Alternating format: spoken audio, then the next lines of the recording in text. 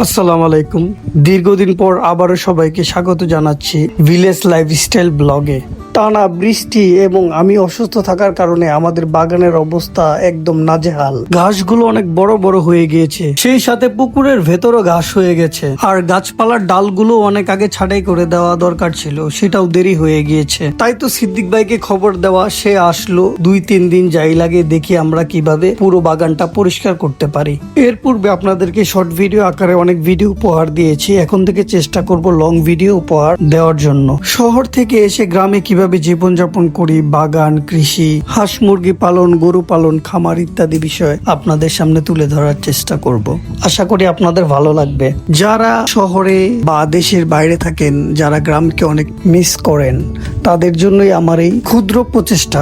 আমের মৌসুম যেহেতু শেষ, তাই আম গাছগুলোকেও ছাঁটাই করে দেওয়া হচ্ছে, আগামীতে যেন ভালো ফলন পাওয়া যায় সেই উদ্দেশ্যে। এবং সেই সাথে যে গাছগুলোর ডালপালা একদম বেশি বড় হয়ে ঝোপ ধরে আছে, সেই ডালপালা গুলোকেও ছেটে দেওয়া হচ্ছে। আর এই যে ডালপালা গুলো কেটে একসাথে জমা করছি, এবং সর্বশেষ পুকুরও কিন্তু পরিষ্কার করা হবে। আর পেয়ারা গাছগুলোর ডালপালা আমি ইচ্ছা করে কেটে ফেলেছি, কারণ এখনকার পেয়ারাতে অনেক পোকা ধরেছে স্প্রে করতে না পারার কারণে।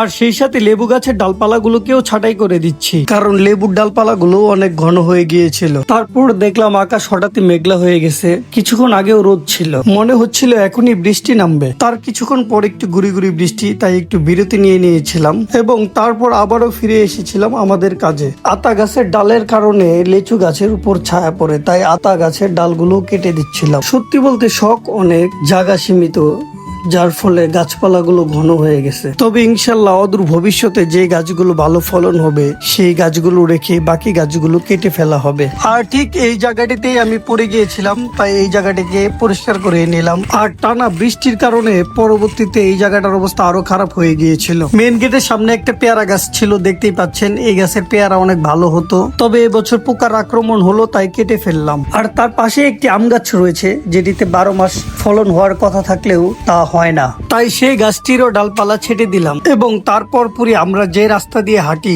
চলে আসলাম সেই রাস্তার পাশের ঘাস পরিষ্কার করার জন্য।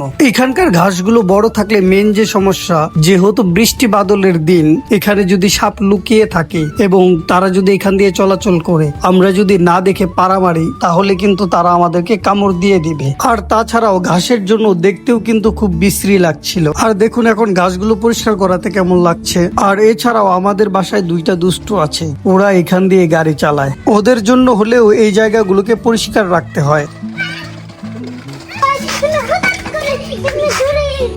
দেখলেন তো তাদের কি অবস্থা, কিভাবে তারা গাড়ি চালায়। এদেরকে চাইলেও এখন আর ঘরে বন্দি করে রাখা যায় না। যাই হোক, ওরা আমার অনেক ফুটেজ খেয়ে ফেলছে। এখন চলে আসি আবার আমরা আমাদের কাজে। আমার পায়ের আঙ্গুলের জন্য এখনো কিন্তু আমার পায়ে বেল্ট ব্যবহার করতে হয়। পুরোপুরি সুস্থ হয়ে ইনশাল্লাহ আরো সুন্দর সুন্দর ভিডিও নিয়ে আপনাদের সামনে হাজির হব, সেই দোয়া সবার কাছে প্রত্যাশিত। মোটামুটি ঘাসগুলো পরিষ্কারের শেষের দিকে আমরা। ঘাসগুলো পরিষ্কার করাতে এখন অনেকটাই ভালো লাগছে। এখন আপনাদেরকে একটি সুন্দর দৃশ্য দেখাবো, একটু আকাশের দিকে লক্ষ্য করবেন। লক্ষ্য করে দেখবেন মেঘলা আকাশ, আবার রোদ বৃষ্টির খেলা চলছে। এ যেন এক অপূর্ব দৃশ্য।